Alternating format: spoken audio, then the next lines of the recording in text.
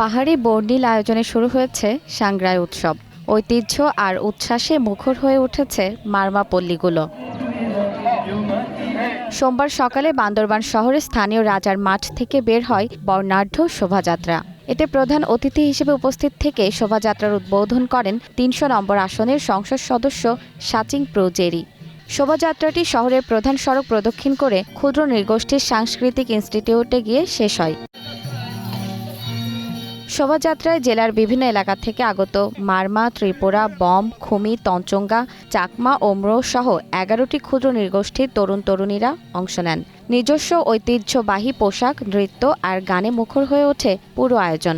ভালোবাসাময়, সমৃদ্ধিময় মনোভাব নিয়ে আমরা নতুন বছরকে বরণ করি। প্রতি বছরের মতো আমাদের এই সাংগ্রাই উৎসবটি প্রথম দিনের আগে র্যালি অংশগ্রহণ করে থাকি।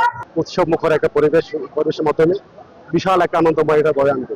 সাংগ্রাই উপলক্ষে এখানে আছি এবং এই দিনটির জন্য আমরা অনেক খুশি।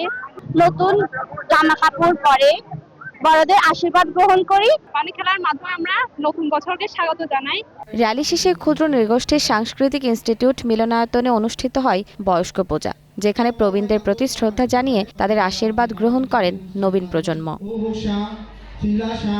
সাংগ্রাই পাহাড়ের ঐতিহ্য তুলে ধরার পাশাপাশি নানা অনুষ্ঠানমালার কথা জানান উৎসব উদযাপন কমিটির আহ্বায়ক।